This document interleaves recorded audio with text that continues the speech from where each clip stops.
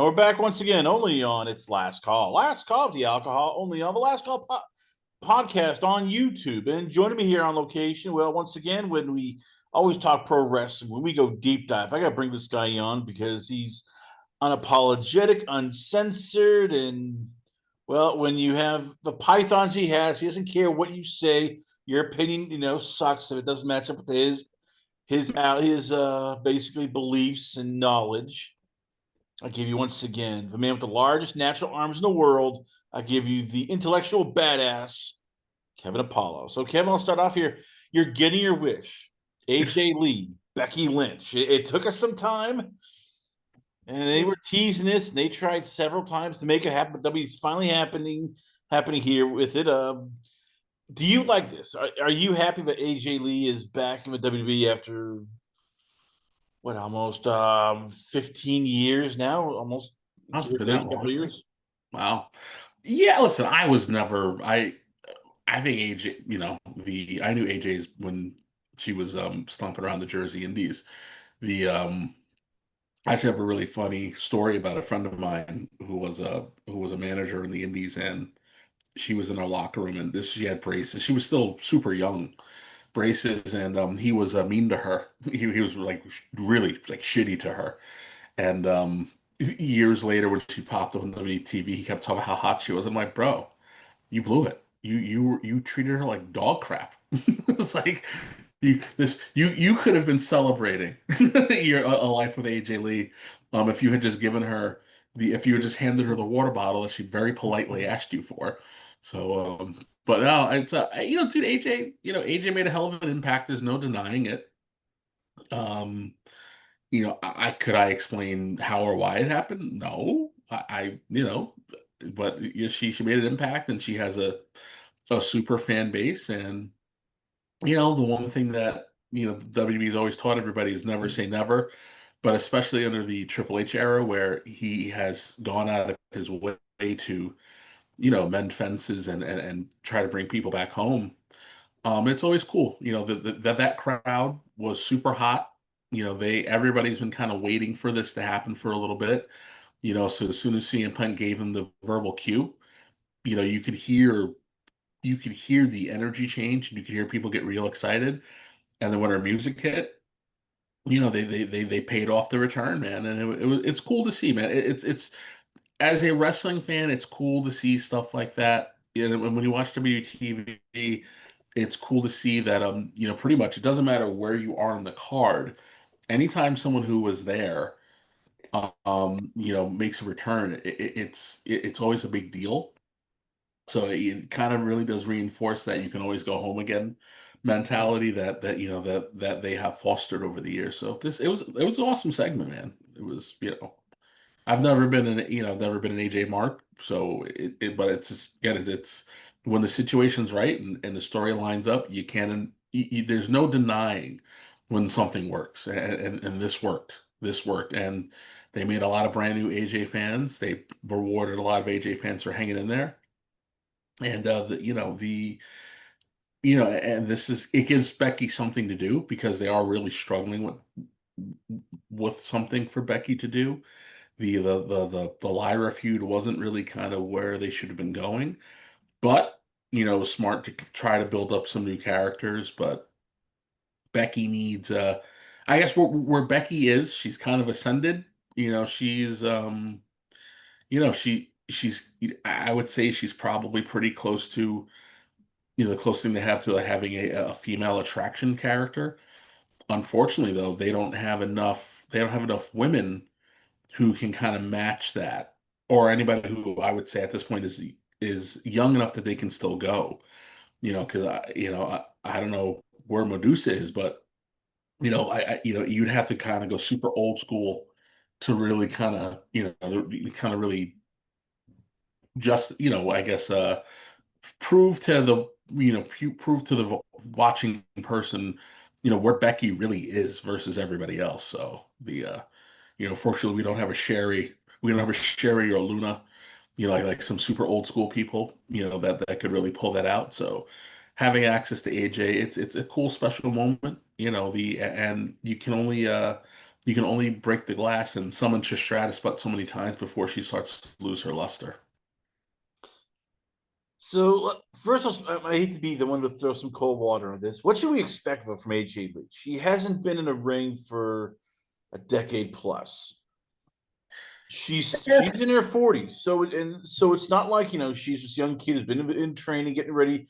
And we saw what happened with Nikki Bella, where her match with Becky Lynch was like, this ain't good here.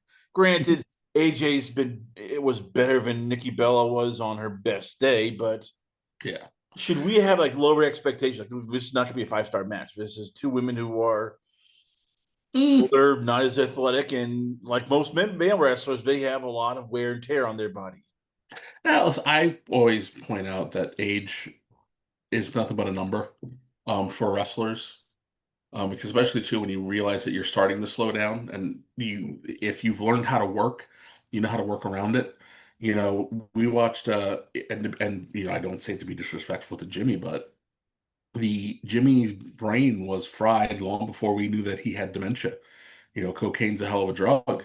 And Jimmy could go out there and give you matches. The guy was still going off the top rope until he couldn't go off the top rope. Bob Armstrong was wrestling matches well into what? He was in his late 70s, early 80s. Yeah, and it's still wrestling every weekend. It's just a matter of your skill set. The difference between, listen, AJ was a vastly superior worker, to Nikki Bella. And the she has a home where she has access to a wrestling ring, and we know that she's been working out with Punk for a little bit now. So, it's a different situation. Also, too, I would imagine that Becky has probably learned from that experience. Listen, I always say to listen, chemistry is important. I think I pointed out on Marv's show, we all remember when we watched Jericho and Flair work for the first time. That match was straight dog shit, and who would have ever thought you would have had a bad match from Ric Flair and Chris Jericho? Sometimes the styles just don't mesh. But I also said, hey, that was why the house show circuit was so important because before Nikki and Becky got in the ring together, they probably would have worked that match out 15 times all across the country, at least 2 or 3 months before they were going to do it on pay-per-view. And I think the biggest difference here, though, is that AJ has stayed active in wrestling. Whether it's been her work with WoW. I would find it hard to believe that at some point in time she didn't actually get in the ring to teach the girls how to perform for TV because working a regular wrestling match at a house show, or doing a TV match, they're radically different animals and they require radically different skill sets. It's just a very different mentality. The I think it's just be a little different. And again, I think kind of having to eat that crow of two not fantastic matches in a row. The Becky Lyra match, they kind of ate it because they tried to do something. They tried to do something too different, and sometimes when you go too different, it just doesn't work. The Becky and Nikki match was just a major contrast in style slash. Nikki clearly didn't have enough time after recovering from all the injuries that she had to work out that ring rust. So there were some big timing issues. Um, and again, and the styles are just too different. But I would imagine that you're probably not going to have that many issues with Becky and AJ. Similar sizes, similar wrestling styles, similar skill sets, and both have a little something to prove. So I think it should be a really solid match. Plus, it's going to be a mixed tag. So there's less of a burden on all four people. You just gotta hit your spot when you need to hit your spot, and that's a lot easier than it's a lot easier to split it up between four people for 10 to 15 minutes than it is for it to be one on one for 10 to 15 minutes. So she is signed a full-time deal or a multi-year deal with WWE after this. So what should we expect going forward? And I'm trying to be nice here, but at what point does Triple H get off his ass and start pulling the trigger on, all right, let's start elevating younger talent and working with Becky, working with AJ, and not just Mm. sort of what he's been doing the last year, which is almost play the greatest hits. Once in a while you get Lyra, but it's sort of Yeah, there's a listen, lot of people who are just sort of listen, stuck in NXT that you're not elevating. the people who keep screaming that, I'm gonna call bullshit on it. You have to earn your spot. That is an end all be all of it. These guys got plenty of time on NXT. They have, they're out there. You got to earn your spot on Raw. Raw and SmackDown are fast moving trains. And if you're not already on the train, then you have to time your spot and you got to jump onto the train and not kill yourself while it's moving. A lot of people are struggling with that. They are learning in real time. Also, too, we got to remember back in the day, we watched Shawn Michaels and Brett grow up before they became Shawn Michaels and Brett. These things take time. Just because you're there and you're new doesn't mean you get shot straight to the top right away. Also, too, you learn by watching, you learn by talking. The learning tree is a real thing. So if you're going to sit around this isn't like when you're in AEW where there's only really a really small handful of guys and the place is super disorganized and it's just a bunch of shit being thrown up against the wall and you're trying to figure it out. The WWE is a well-oiled machine that has had a perfected formula for almost 100 years. So one, if you're there and you made it to that level, you're already leaps and bounds ahead of everybody else who has never been there. That includes, people who got to call themselves world champions someplace. If you haven't been released, hey, good, you're already doing great. Keep hanging in there, pal. And then if you are paying attention to what's going on, when is your shot? Because everybody always gets their shot. It's just a matter of can you survive it? Can you survive the machine? If you can survive the machine, you're gonna see that person eventually stand up and get through, make their mark. But you do have to wait your turn in line, and when you get a moment, you get a moment. But everybody whining, crying about certain people being on top, well, that's always how it's been. You're not seeing anything different. Ric Flair was Ric Flair was, when you go all the way back to Crockett TV to the last episode of Nitro to what, 5 or 6 years on Raw, the guy was a major TV player. At this point, for I guess more recency. Look at where Edge was. Edge wasn't on top and on TV because the guy was hurt for a bunch of years and he's still a major player. It's AEW's fault that they haven't been able to maximize his presence there. 20 years of Cena. Cena's still a big draw. Cena's name in the marquee still sells, a bunch more tickets. Roman's been around for over a decade. It takes time. It takes time for them to get the formula right. It takes time to learn how to be there. Oh, or I should say, it takes time to learn how to be there. Then it also takes time to not just learn how to be there, but how to make an impact while you're there. So people got to cool their jets and just kind of like just let the show be. And they know when someone's getting a little long in the tooth. They know when they have to freshen things up a bit. The it's just a matter of, hey, right now there is a need for attractions, special attractions, big name marquee matches. Their business formula is changing radically. It's turning into something we've never seen before. The in terms of all these stadium shows that they're doing, multiple stadium shows a year, that's insane. Their content is spread across several different outlets. So when you're doing that and you're not only trying to galvanize a spread out audience, you're trying to cultivate new eyes. They have gone as mainstream as you can get. So right now it's about using you let's see, you don't go into a fight without using your biggest best tools. And right now that they're using their biggest and their best tools. And nostalgia is a great weapon. So they would be remiss not to do it. Frankly, I don't. No one wants to see random girl with big ass from NXT in a main event. with Becky Lynch. No one's paying to see that. They're just not. No, but I mean, I wouldn't mind. I wouldn't mind like, hey, let's get Stephanie Valkyrie, who is right now over as Rover. Let's put her in there with But Becky Lynch, or it hey, doesn't we do could have anything. done Rhea Ripley with Stephanie. Like it's almost like when Triple H gets that formula, he will ride it for months, a year, because he likes the long story. And after a while, it's like this is But TKO. We're gonna look and go, well, we're paying all these people. Why are we paying them when they're not doing anything? We need to start shopping. yeah, well, that's it. And they chop aplenty. But again, it's Rhea doesn't need any more. Rhea doesn't need any more love.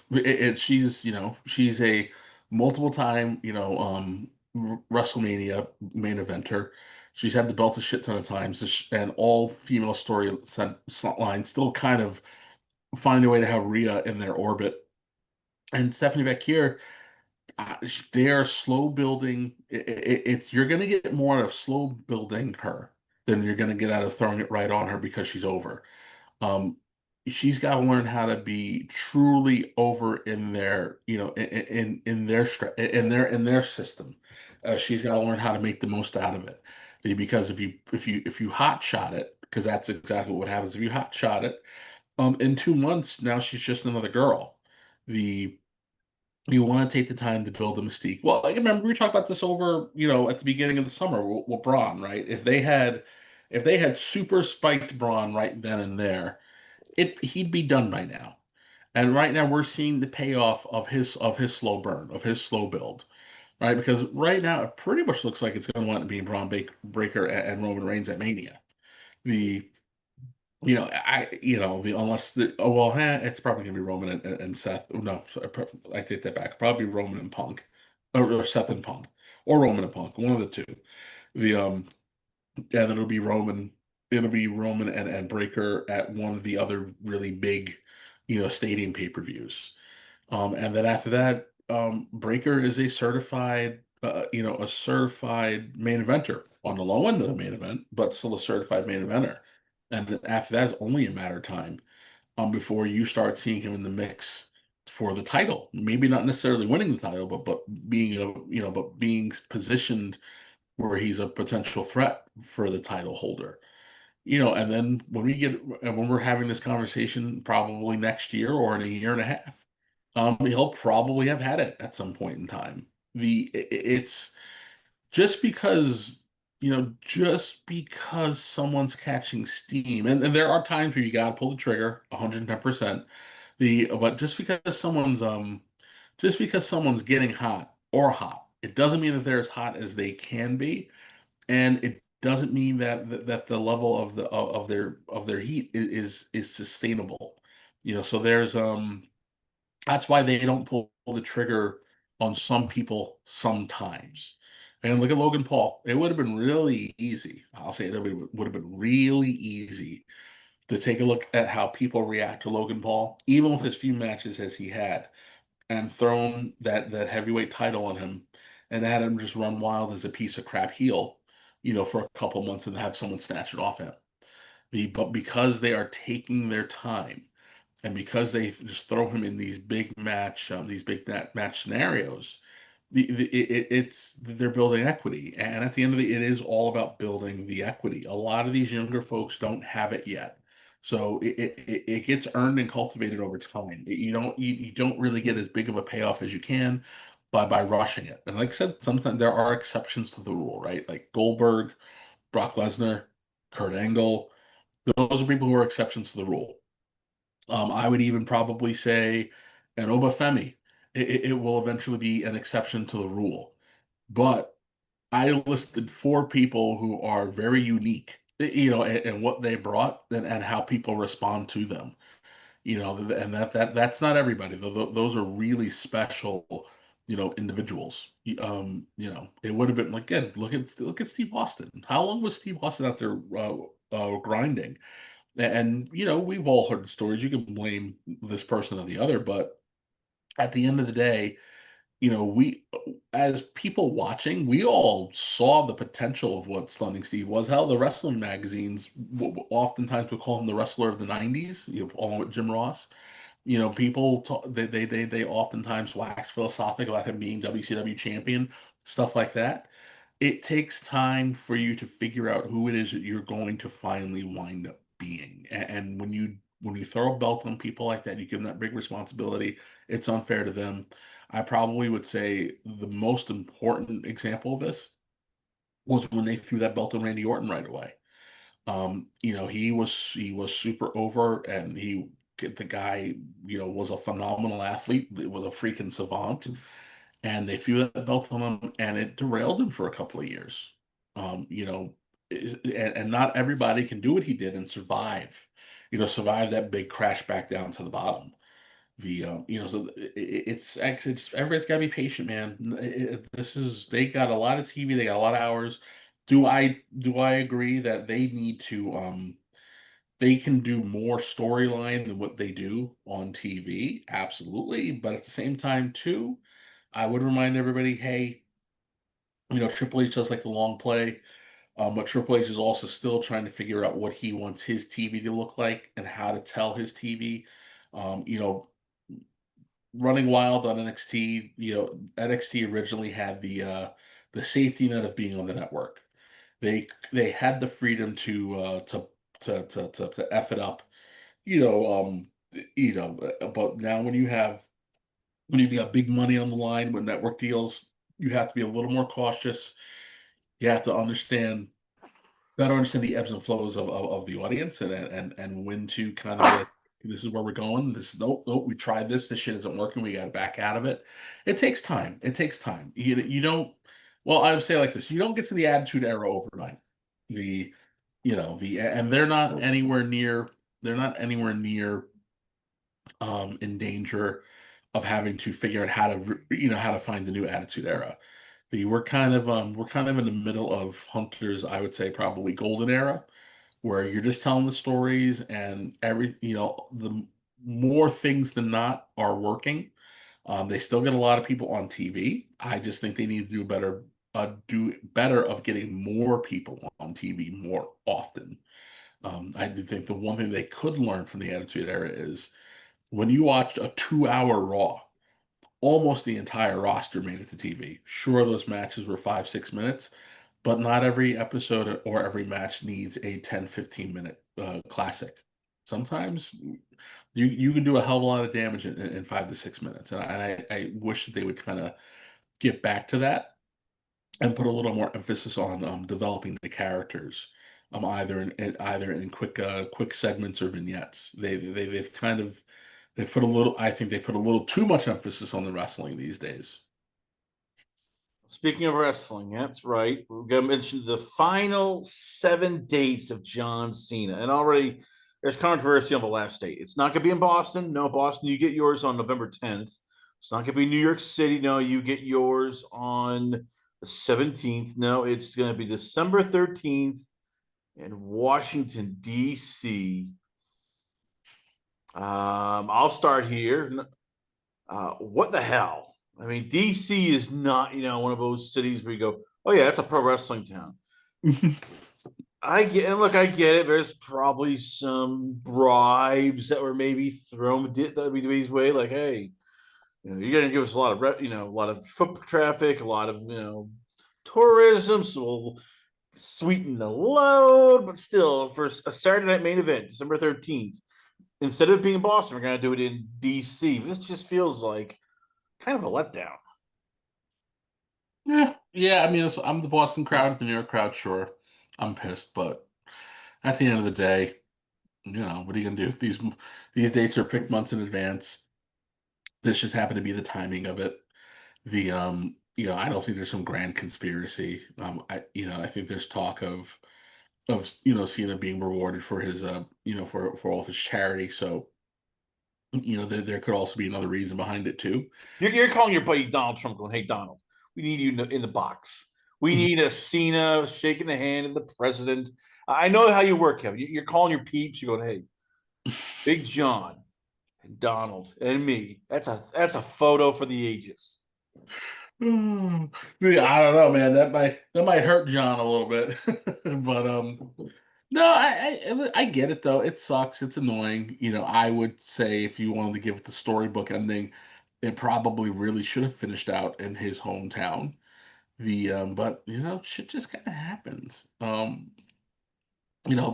it's it's not like you're not going to get something special in New York. It's not like you're not going to get something special in Boston. And the you never know. Listen, who knew that some little rinky-dink house show in England was going to be Hulk Hogan's final match?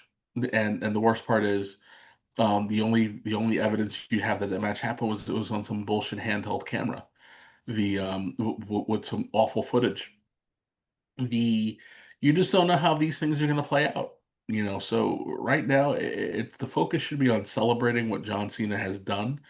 The guy is, I know it's a slightly controversial thing to say, but the guy has proven that he is the best to do it. He has sold the most and done the most for the longest amount of time straight, and he's only not on top because he chose to walk away from it.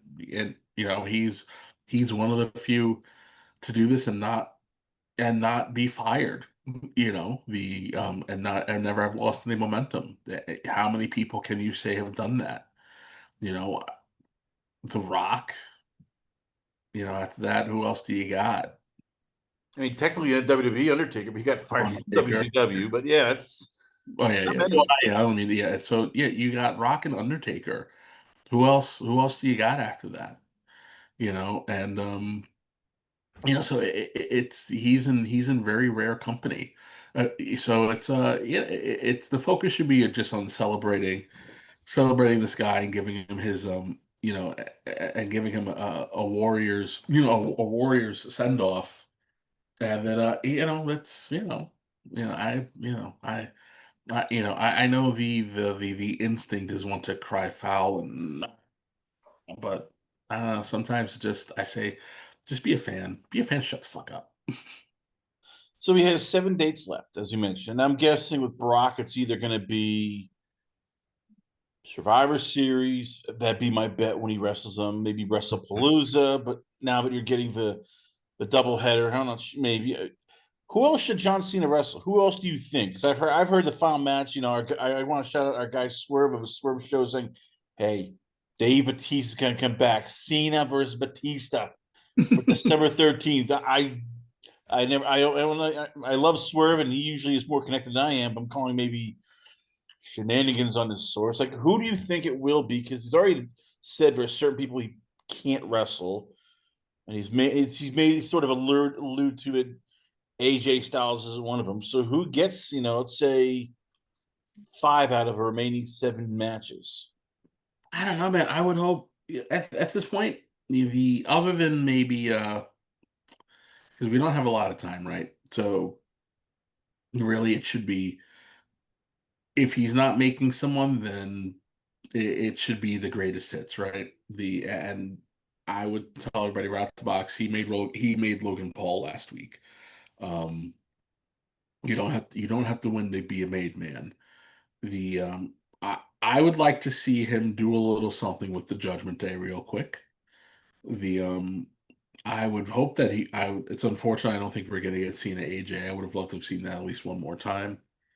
We got oh, I'm sorry. I mean, if it was, if you're trying to make somebody, you could do Cena versus Braun Breaker or Cena versus Jacob Fatu. One of those guys where John can. Yeah, story wise, it doesn't make sense to derail what those guys have going on.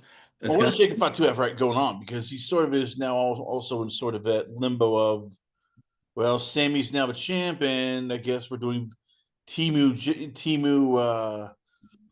Bloodline, what, 4.5, 3.0, whatever this group is that nobody seems to care about really outside of Solo. Yeah, yeah, I know. The But yeah, and even I don't know.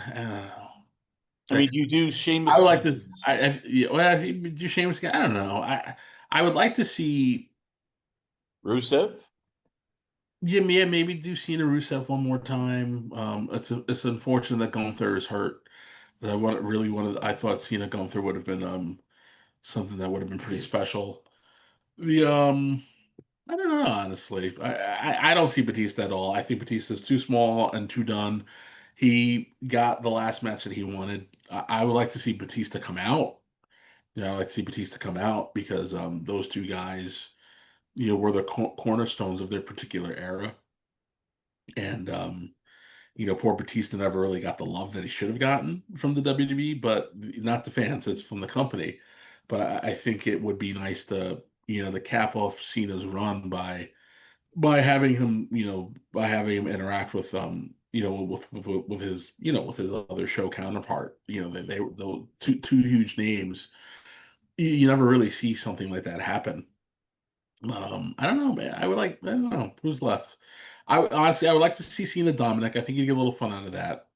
The I'd like to see. I don't know. I'd like to see AJ. I think Rusev, especially if with Gunther being on the shelf. I mean, if you want to do Cena's final match and you want him to go out with a win, just give him the Miz, considering their Yeah, history. and honestly, yeah, and I don't know why the Miz isn't on TV right now, but really, yeah, we should. Hold on. He heard he was like, oh, I'm going to screw around with Kevin and Paul now. Screw that guy. He wants to save it. I'm not doing that well, but screw that.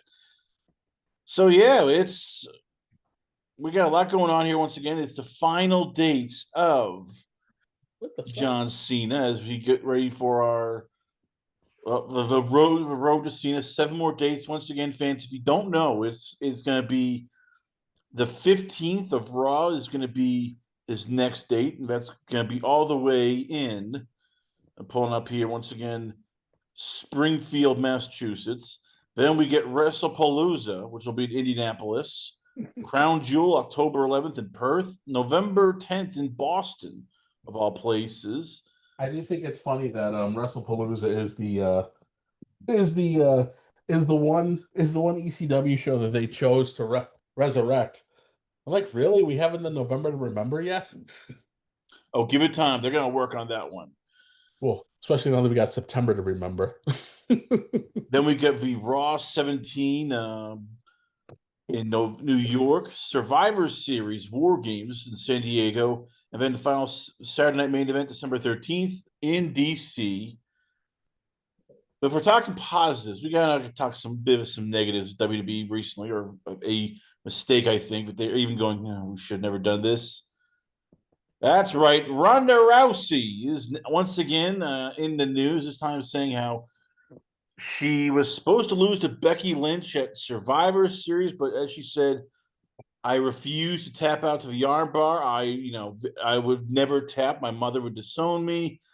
She's also said how Vince was creepy, how she hated WWE. Huge. Is she the biggest sort of regret the last 5-10 years to be not named Vince, that they look and go, we should have never brought her in. We should have never brought her in. And I feel sad for her because it's almost like people want to like her. People are trying to like her. And every time it's just like like she said, oh yeah, well, they promised me the 4 horsewomen versus 4 horsewomen. But they didn't. I got pissed, and then I demanded this. And Yeah, I mean, she for what she used to hate all these, she's bitchy divas. She became the bitchy diva.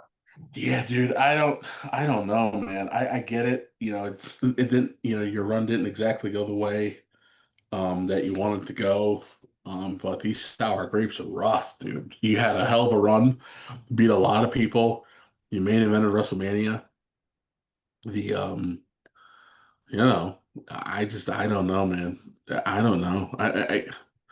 Yeah, Vince is creepy. Okay, yeah, okay. Vince is Vince. The Stephanie Triple H took care of you.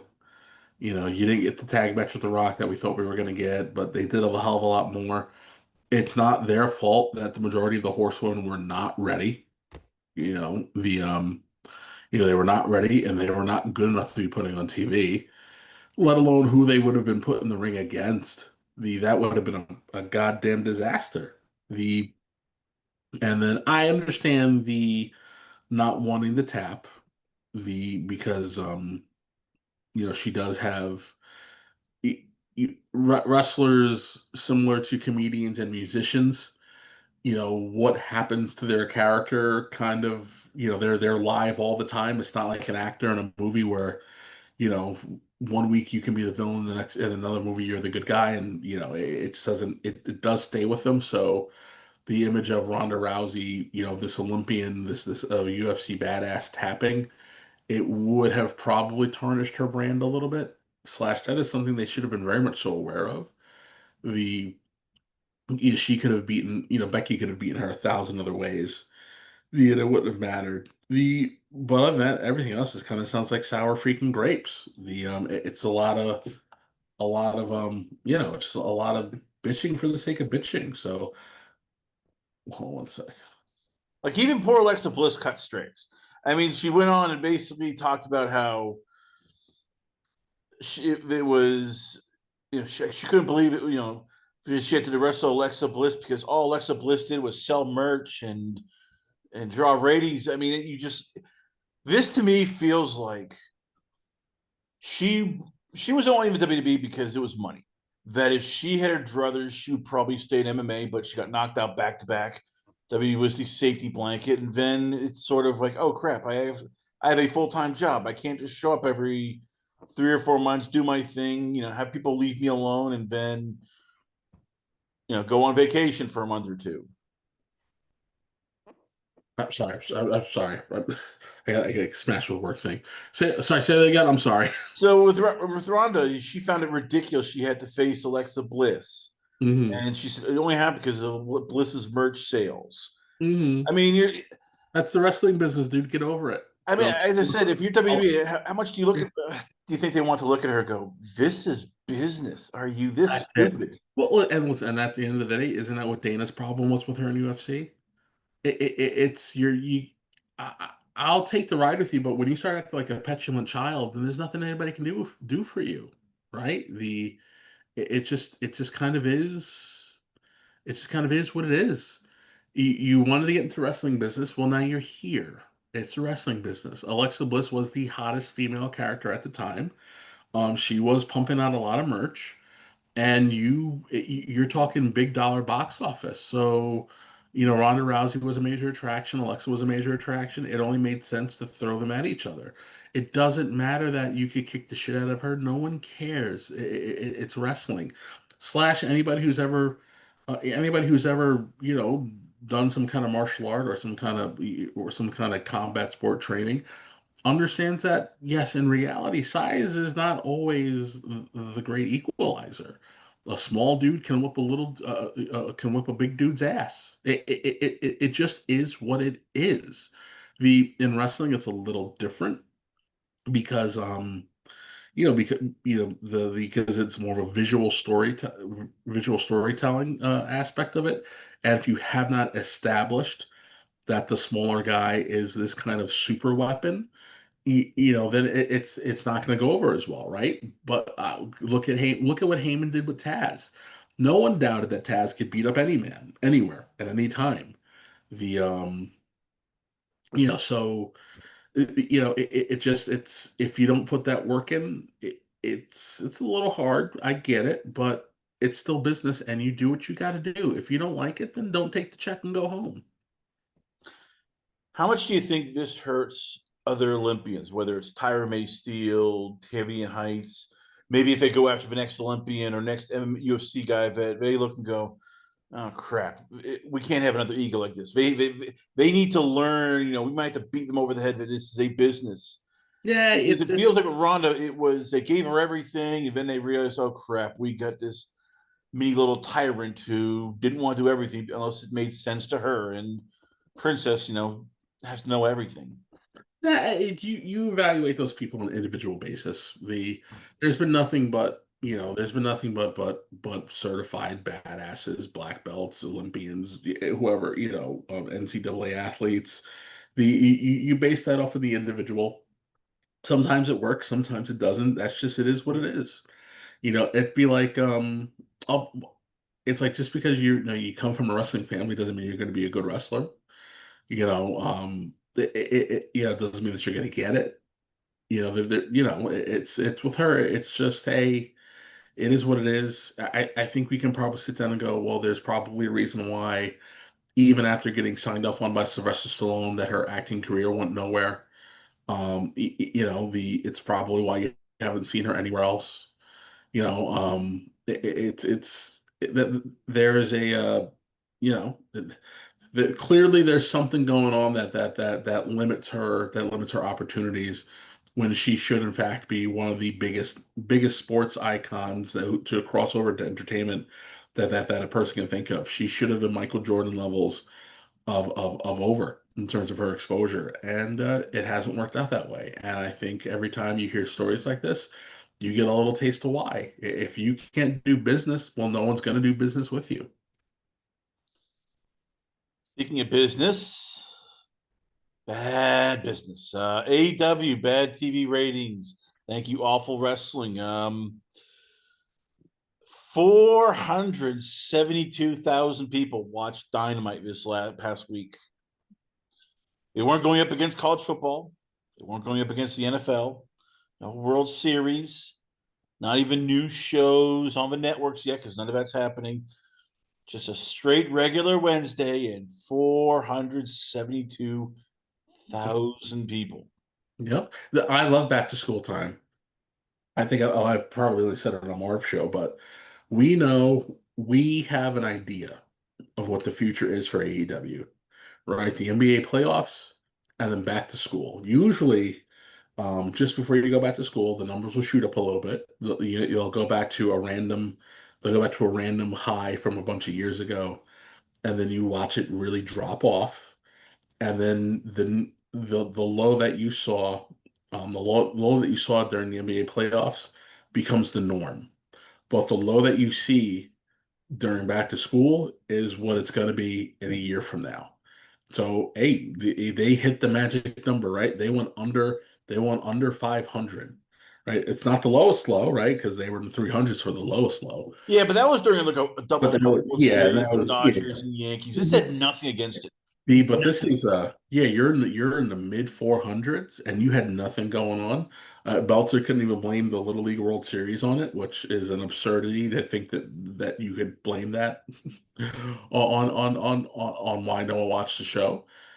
This is telling you where we're going to be in a year from now. This is the new norm is going to be the low 500s, and on a bad day, they're going to be in the mid 400s. And now they are officially in the area of no one's watching the show, and that means there's no money to make from the show.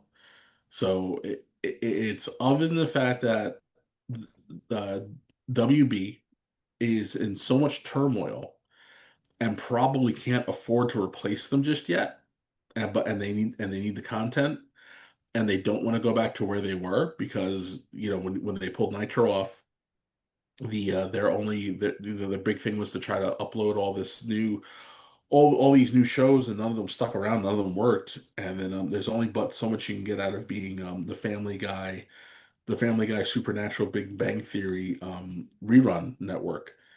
Yeah, but Big Bang Theory draws more than them. So, But that's to say though, yeah. it's you're still not, you want new eyes, you want new people to engage. So they're trying to avoid having to do that. Is what is the point of what I'm saying is you need fresh eyes, you need fresh content, you need people to flip through. Problem is now it's a demo problem. Once you get below 500,000 people and you start to sprinkle it across the demo, you don't have enough people in the audience to actually be able to measure the demo. And if you can't measure the demo, then that tells advertisers we're not giving you money. The With something like reruns, the advertising dollars are already baked into the cake.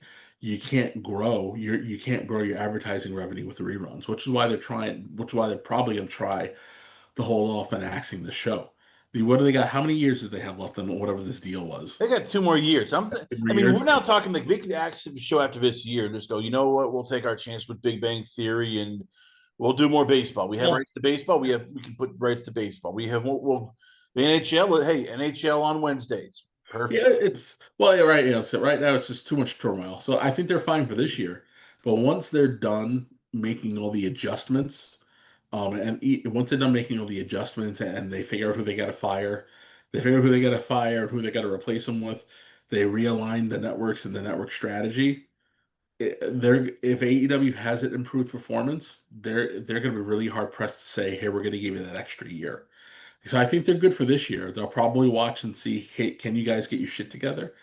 Um, but I wouldn't be shocked. I just would not be shocked if when we get to when we're having to talk about where they are next year, if we find out, hey, at the end of this cycle, or whatever it's probably going to be in June of 27 26 at June of 26th, we might be watching the final days of AEW. And on top of that, they have no place else to go. They tried to find a network and no one was interested, in spite of what Tony likes to pretend, and you're not going to stream on Match, you're not going to stream on Amazon, because you're just not. And the WWE has already shown you that, you don't, if the product is hot, you can be spread out across as many different platforms as you want. The people are going to follow you. The people are going to spend on you. AEW doesn't have that. So it's not even like I could say, hey, we can bring these guys in and we can make them the cornerstone of our service. And as they grow, we'll grow. We're watching this company hemorrhage numbers. So they're 6 years in and they're deep in retrenchment. That's not a good look. And Dave can obfuscate and be delusional all he wants. The fact of the matter is the data isn't there to support his bullshit math. People aren't watching the show, and we know why they're not watching the show. It's obvious to see. What Dave went on crowing about how fantastic Hangman was, and how fantastic Omega was, and how Matt Jackson outshined them all. Okay, well, the rest of the people who live in the real world were like, nah, I'm not into this shit, and they kept it moving with nothing to pull them away from the show. So that means people just are not tuning in. They don't care. And you know what? And I will say, I didn't finish the main event. I watched most of the show. They finally found a venue that they look good in. The crowd kind of gave them what they needed. So visually watching it on TV, it was a lot more appealing than what it normally is. But they don't know how to start off hot. But putting Sasha in that mid Sasha match, and then having what's the name, the frail Japanese girl who is just around to lose at this point. The double stomper. It just, who gives a shit? There was no there. The you've got certified freaking killers like Joe and Hobbs, and they got to play second fiddle to Hook. Gives a shit. That show should have started off red hot. That should have been a promo that ended up in a brawl. That ended up in some kind of a brawl, big massive pull apart. We're going to make the main event. It's going to be XYZ, and then the rest of the show is just filling in the blanks. They want to keep catering to this PWG, IWC weirdo crowd, and to their detriment, they're losing them. They're even losing them. So, I guess there's always a new low. There's always a new low, a lowest low to chase. So if that's how they want to play it, then so be it. When they're not around in 4 years, they're gonna have no one else to blame other than Tony. How do I fix it? I mean, because even there's a part of me that's like, I don't want them to go away. I really don't. I say I do, and maybe I do, but I don't want just this mass like people going, yeah, we lost our job. So how do they fix it, or is it just at this point like, okay, this is like the Titanic, you can't fix it unless like Tony steps away for a long, long time. The Young Bucks and Hangman Page are fired. Mascots. There's no way to fix this. Well, it doesn't. It's again, they don't have a talent problem. They have a management problem. They have a leadership problem. The and it's the problem is from the very tippy top. The I don't like to give dirt sheets a lot of credence, but you're seeing reports now that are relatively common sense to anybody with a set of eyes. The talent doesn't respect Tony was a headline I saw somewhere. There's turmoil. You got Jack Swagger spilling all the tea. We know that Tony's a passive aggressive dweeb who doesn't like to give people bad news. it's a shit show. It's just a shit show. And I pointed out I think we talked a couple weeks ago, what should have been a major moment for them, uh, kind of almost dudded with the live crowd. That was the reunification of Edge and Christian, or I guess of Cope and Christian. It was kind of a bit of a dud. That crowd didn't respond the way that they would have, that they should have. Could you imagine if they were kind of going at it like this on WWE TV, and they finally get back together, the roof would have popped off. It would have been a Road Warriors pop. The so there's a massive disconnect between what Tony wants, versus what the diehards want, versus what the regular average fan wants. And I'm sorry, dude, if you're not doing anything to court a WWE audience, because it is a mainstream audience now. The WWE audience is mainstream. That means that they have found a way to appeal to everybody and anybody. So if someone's flipping by, as long as they aren't wrestling sucks person, that means that there are more people who are just kind of watching the show because it's on, no different than Big Bang Theory, no different than what is it, America's Got Talent. They're in the mainstream. So if you're not trying to find a way to capture, at least the dangling low fruit of the mainstream, you're not to be taken seriously. So you got to have massive leadership changes. You got to massively restructure that card. You got to massively dump a lot of the extra weight that you're carrying. They have a big ass roster, but the dirty secret of it is that most of these people who are signed are on pay per appearance deals. So yes, you're fine in theory they have a six-figure deal, but they're sitting at home not getting paid. So now they got to go scrounge around for indie dates, and then they only get thrown on TV once every 4 months, do a quick job, and then they're gone again. When the mission here is, when you've got a TV product and you have all these talents, your main focus should be on building equity. Even if it's a really slow drip, because when you decide that you want to do something with this person and to change it up a little bit, you need people to give a shit. And even if they turned around and did a massive storyline change, pulled a new blood storyline, all titles will be stripped. Who's going to care? There isn't a single person on that roster who hasn't come from the WWE with an ounce of equity in their name. It's just not there. And even half the guys who came from the WWE, no one's going to give a shit. You think anybody's going to give a shit that they're going to do something with Cesaro all of a sudden? It's who cares?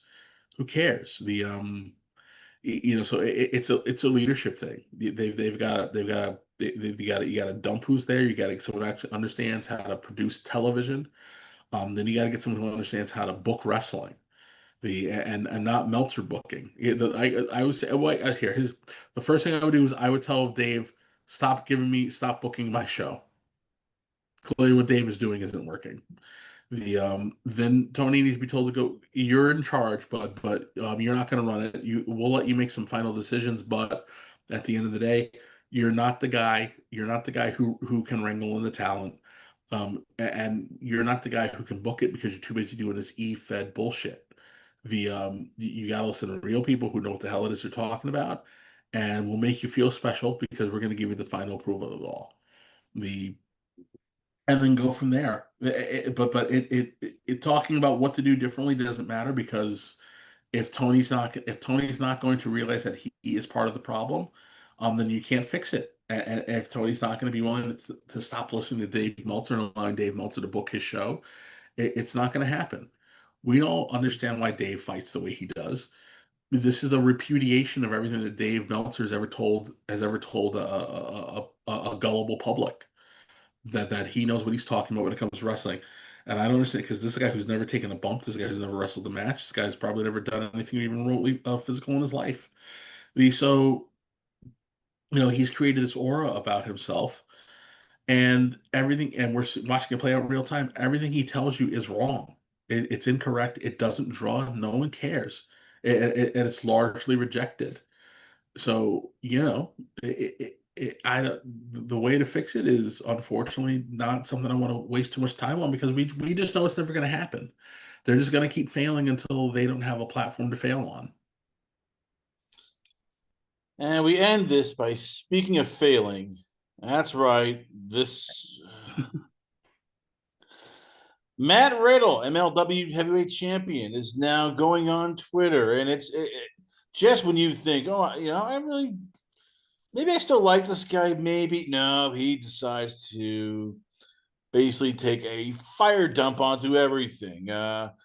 First, he said, "Oh, I could beat up CM Punk in in a fight, even though we're not in the same promotion." That Punk had basically, was creepy, hanging out with all these young NXT talents. By the way, AJ Lee quote gets around that Punk was a failure of the UFC, and then he allegedly has no showed a charity event, and well, he may or may not have returned the money.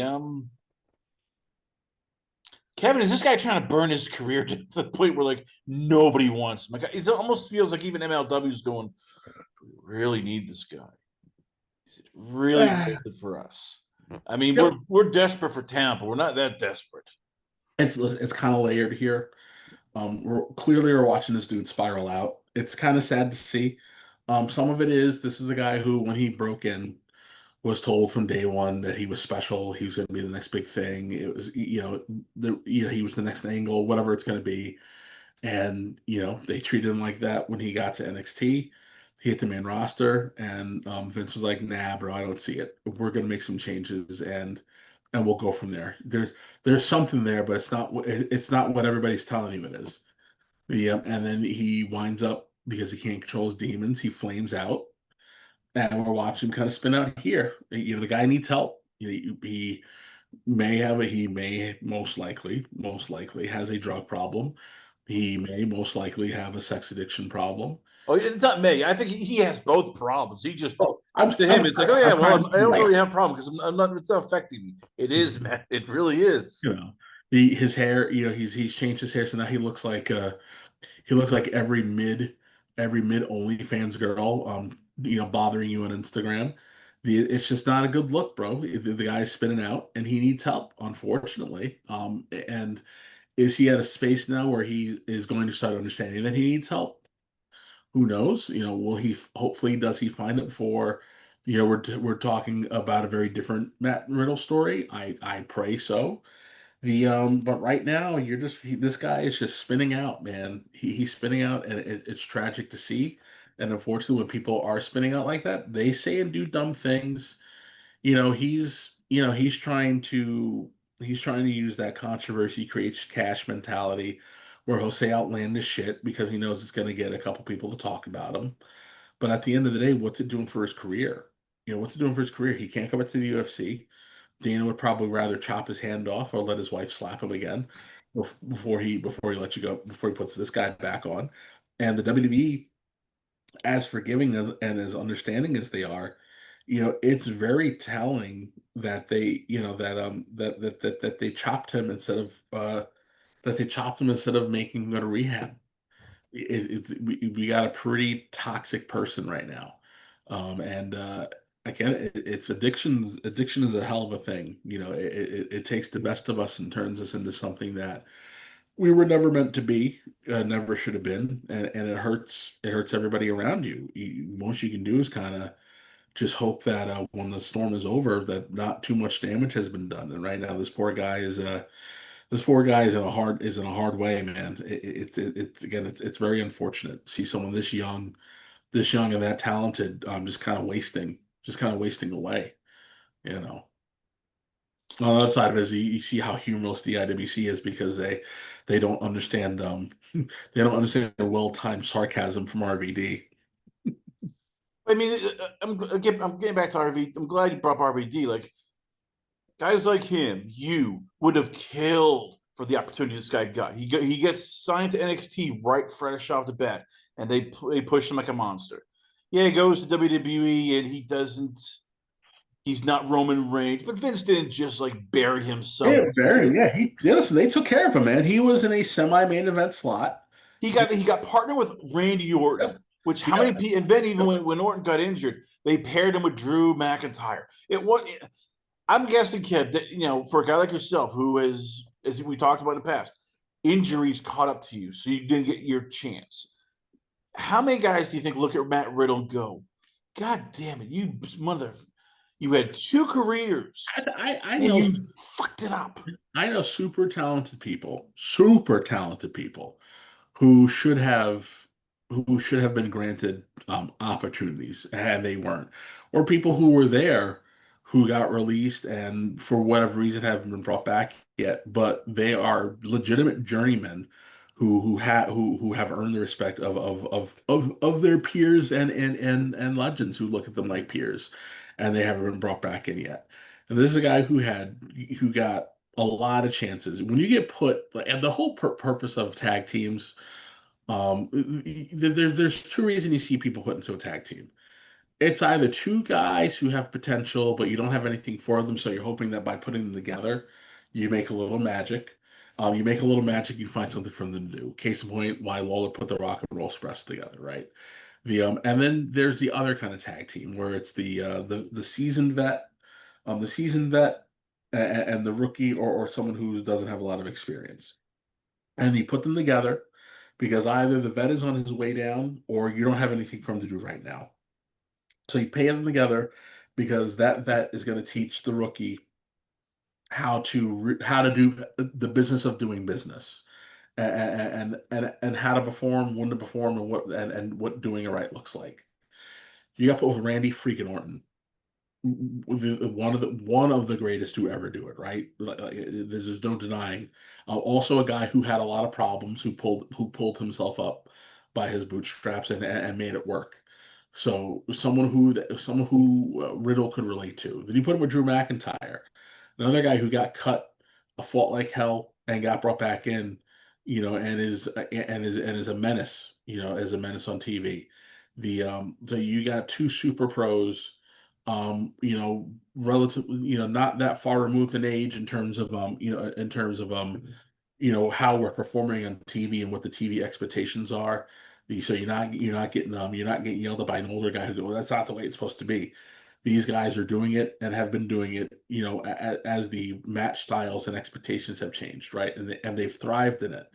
He had a ton of opportunity there, and listen, that's not to say that he didn't learn anything, but it's fairly obvious that he didn't maximize it to its fullest potential, and a lot of that probably has to do with the personal demons, So again, my big thing is I really hope that he finds a way to get himself, back on the straight and narrow, before it turns into a really sad story. But again, like I said, it's just sad to watch. It's sad to watch talent be wasted. Has he hit rock bottom yet? That's, I guess, the question. I mean, what for him? What's rock bottom going to be when he gets fired from MLW and he's basically blackballed from pro wrestling? Is it he gets arrested for prostitution because he is prostituting himself? Maybe I mean, usually it's like, oh, with someone else, well, they hit rock bottom. They're fired and they're like Ryback, or they are, they're basically in the minors, the indies, and you never hear of them. With Riddle, we're now at that point where it's like, crap. What is rock bottom going to look like for Matt Riddle? And just again, how sad is it where he's had everything a pro wrestler would ever want. He had, and he just is pissed it away because he, as you said, demons, can't keep his mouth shut and can't freaking behave.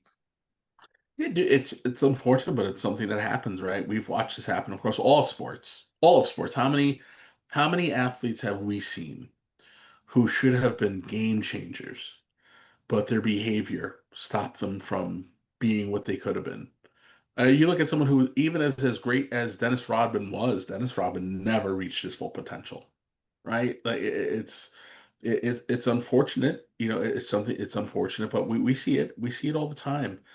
Again, it's the big thing is you just got to hope this kid can hang in there until he finds his moment of clarity and pulls himself out of the shit. And 9 times out of 10, it's not going to have anything to do with wrestling. It's not going to have anything to do with wrestling. It's going to be something that happens outside. You just got to hope that it's nothing that's so tragic that that his life has changed in a way that we don't get the happiest of endings for it. But it's where we're far from rock bottom for him. Well, there you have it, ladies and gentlemen. Once again, we always love having on the show. I give you it is the intellectual, physical badass himself. I give you Ken Apollo. So, Kevin, before we let you go, where can fans check you out at? Where is the Twitter, the Instagram? Where is your own YouTube channel? You're not doing your own YouTube shows besides doing Town Wrestling. Like, where else can fans hit you up at? Sure. So on Twitter, you got me on a Wardog Apollo. On Instagram, it's the house underscore Apollo. Check me out on Tuesdays and Friday evenings with Lauren Connor for the Lauren and Apollo show, where we do some deep, sorry, some deep dives into pop culture, maybe a little entertainment news, or sometimes we even tackle some spicier topics like censorship issues over in the UK. Which way we got to do to have some fun there, and then at some point in time, the House of Apollo YouTube channel will launch, so feel free to jump in there and subscribe now. And the first two videos we've got the concept. We're going to film them really soon, so I'll let everybody know, and hopefully, Chris, I get you on Lauren and Apollo soon. Looking forward to it. Kevin Apollo, ladies and gentlemen, once again, always on a pleasure to have you on the show. We come back, a lot more going on here. Only on its Last Call. Last Call at the Alcohol, only on the Last Call podcast on the YouTube channel.com.